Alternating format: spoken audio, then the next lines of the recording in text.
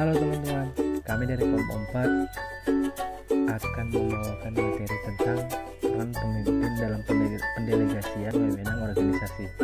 Sebelumnya, ada baiknya saya ingin memperkenalkan anggota kelompok kami. Yang pertama ada Devi Aprilia Lubis, kedua ada Natasha Nusita, yang ketiga Rika Mandasari Gonjinti, dan yang keempat ada saya sendiri Rombongi Situmorang. Pengertian delegasi dan wewenang. Yang pertama, delegasi. Delegasi dapat diartikan sebagai pelimpahan wewenang dan tanggung jawab formal kepada orang lain untuk melaksanakan kegiatan tertentu.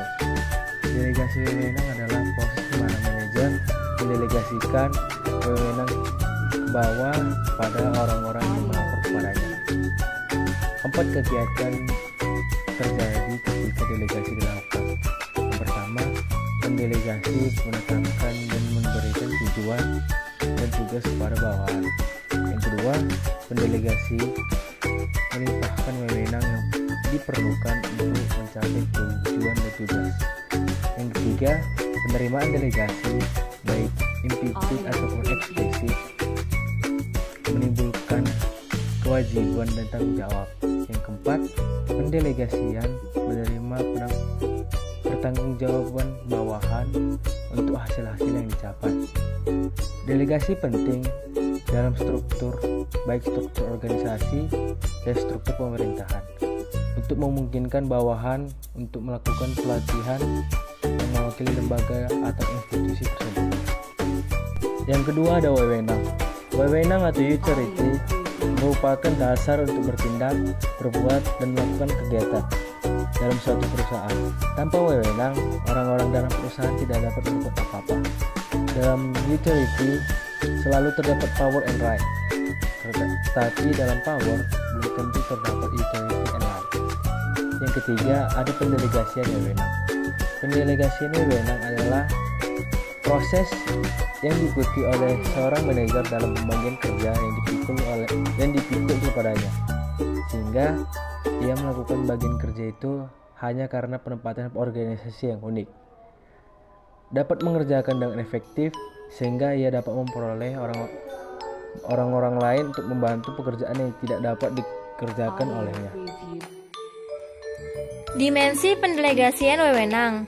Terdapat 2 dimensi pendelegasian wewenang antara lain. Yang pertama, dimensi struktur organisasi. Yang kedua, departementalisasi. Selanjutnya ada peranan pendelegasian wewenang. Yang pertama yaitu manajer memiliki banyak kesempatan untuk mencari dan menerima peningkatan tanggung jawab dari tingkatan manajer yang tinggi. Yang kedua, memberikan keputusan yang lebih baik. Yang ketiga, pelimpahan yang efektif mempercepat pembuatan keputusan. Yang keempat, melatih bawahan memikul tanggung jawab, melakukan penilaian, dan meningkatkan keyakinan diri serta kesediaan untuk berinisiatif. Selanjutnya ada sikap pemimpin terhadap pendelegasian. Yang pertama, ada masalah pendelegasian.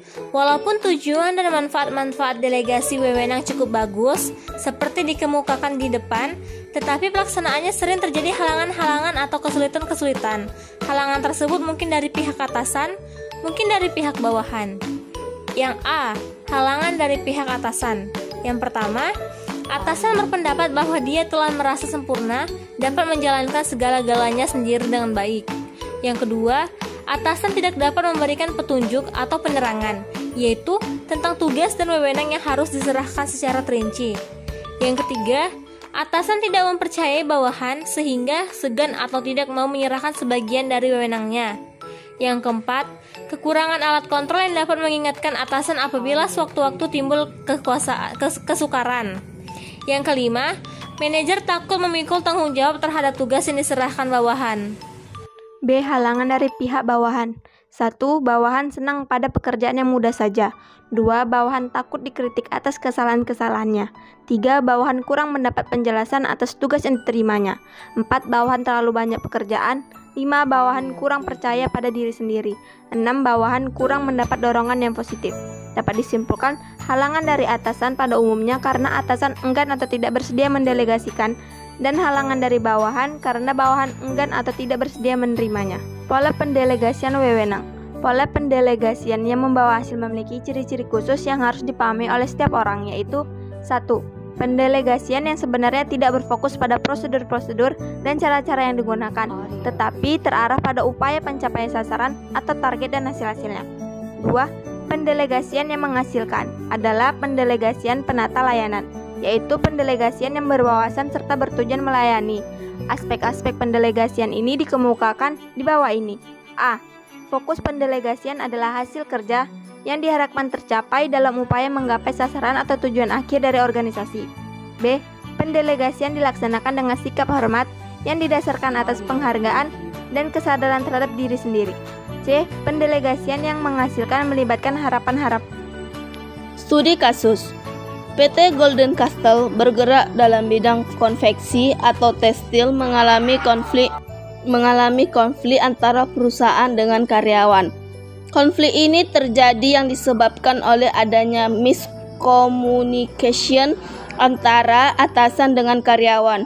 Adanya perubahan kebijakan dalam perusahaan mengenai perhitungan gaji atau upah kerja karyawan. Namun, pihak perusahaan belum memberitahu para karyawan sehingga karyawan mereka diperlakukan semena-mena oleh pihak perusahaan. Pada karyawan mengalami tindakan yaitu dengan mendemo perusahaan. Namun tindakan ini berujung pada PHK besar-besaran yang dilakukan oleh perusahaan manapun pasti pernah mengalami konflik internal. Mulai dari tindakan individu, kelompok, sampai unit. Mulai dari derajat dan lingkup konflik yang kecil sampai yang besar. Yang relatif kecil seperti masalah adu mulut tentang pribadi antara karyawan, sampai relatif besar seperti beda pandangan tentang strategi bisnis di kalangan manajemen. Contoh lainnya dari konflik yang relatif besar yakni antara karyawan dan manajemen. Secara kasat mata, kita bisa ikuti berita sehari-hari di berbagai media. Di situ tampak konflik dalam bentuk demokrasi dan pemongkokan. Apakah hal ini karena tuntutan besarnya kompensasi, kesejahteraan, keadilan promosi karir, ataukah karena tuntutan hak asasi manusia karyawan? Penyebab terjadinya kasus tersebut dalam perusahaan. Konflik ini terjadi disebabkan oleh adanya miscommunication antara atasan dengan karyawan. Adanya perubahan kebijakan dalam perusahaan mengenai perhitungan gaji atau upah karyawan. Namun pihak perusahaan belum memberitahukan para karyawan sehingga karyawan merasa diperlakukan semena-mena oleh pihak perusahaan. Biasanya masalah timbul karena lingkungan yang kurang kondusif di suatu perusahaan. Misalnya kondisi cahaya yang kurang atau sirkulasi yang kurang baik dan temperatur ruangan yang tinggi sangat mungkin untuk meningkatkan emosi seseorang. Jadi kondisi dari lingkungan juga harus diperhatikan. Konflik dalam perusahaan juga sering terjadi antara karyawan. Hal ini biasanya terjadi karena masalah di luar perusahaan. Misalnya tersinggung karena ejekan, masalah ide yang dicuri, dan senioritas. Perusahaan yang baik harus bisa menghilangkan masalah senioritas dalam perusahaan. Hal ini dapat meminimalisir masalah yang akan timbul karena dengan suasananya yang harmonis dan akrab, maka masalah akan sulit untuk muncul.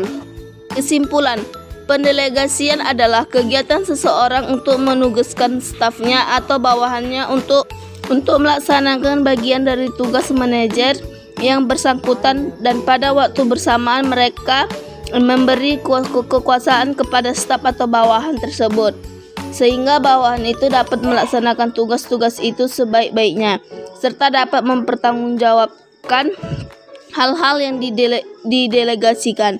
Manfaat pendelegasian wewenang.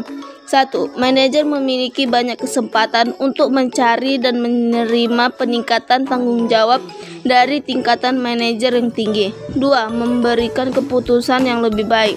3. Pelimpahan yang efektif mempercepat pembuatan keputusan. 4. Melatih bawahan memikul tanggung jawab, melakukan penilaian dan meningkatkan keyakinan diri serta kesediaan untuk berinisiatif produktif. Demikianlah hasil presentasi kami dari keempat. Apabila ada kesalahan tutur kata dalam penyampaian materi tadi, kami mohon maaf. Akhir kata, saya mengucapkan sekian dan terima kasih.